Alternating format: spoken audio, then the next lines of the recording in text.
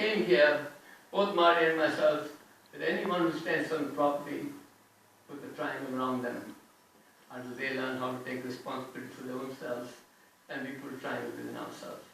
And we protect this whole property. As you come into this place, you should not be affected adversely by your presence here, by something that's here that's affecting you. You understand? In the hospital, they have to make sure that there's no infection in the wards, or you get infected. We do that out there, but we don't do that when we mix with each other. Why? Same thing. And here it's happening at such a high speed, trillions of bits a second. If you're not being consciously responsible, you can act irresponsibly, unintentionally, but still have the effect. You understand? So these are things that we learn. We've learned that before we even started this course, that I should never really consciously affect someone. If I'm doing it unconsciously, I've got to be more conscious and more aware of what I do and how I act, so it will not affect you adversely. If I'm confident in that, in my truth, I can do whatever I feel is my truth. And if you do get affected, that's not my challenge now, because I have worked according to the best I knew. You understand? So in the hospital you do it, but here we don't do it. And in a home we get affected.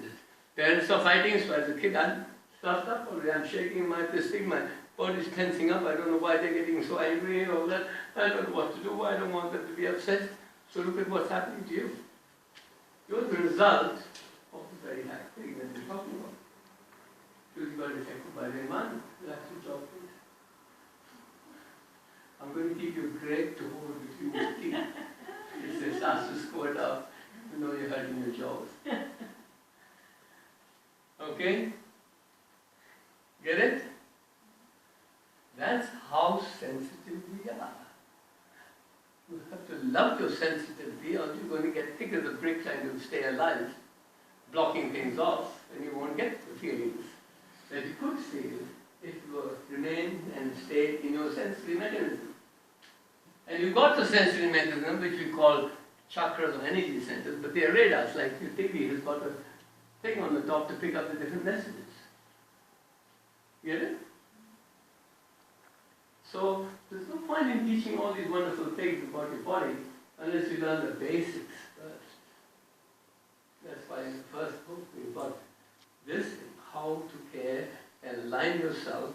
Because when we were young, we were told to kneel down and say our prayers before we went to bed, kneel down in the morning and pray, thank God for being here this morning. We've forgotten all those things. We don't need to do all that, but we have to still be aware that I must be me, the best I know. And if I at least put that intent there, then there's in my inner sense, I've done something.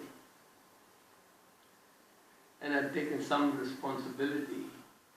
Starts to gradually make me much more aware of how I should have what I have. Behave.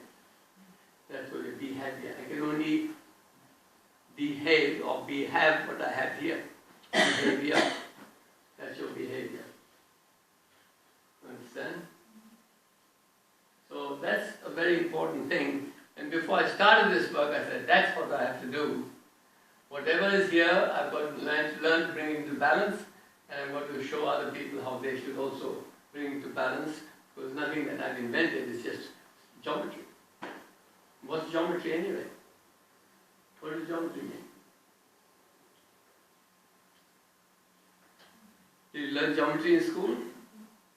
They didn't tell you what it meant even? And you're learning it and believing it, and all the logarithms and the degrees and this and that, and measurements and all sorts of things. Hello?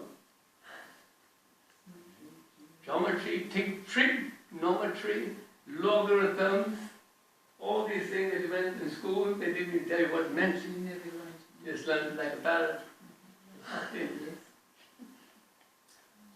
Come on, what does geometry mean? My God. The study of shape. The study of shape. Shapes. The study of shapes. Geometer. Measurement of energy flow in the world. What does geographic mean? The graphs of how the world is shaped and placed. So learn that if you're going to use words, they must have a meaning, and you must understand what words you're using.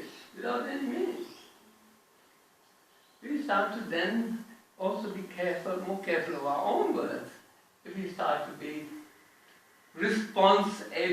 able to respond to the words, because I may be using words that will be hurting me even while I'm talking to you.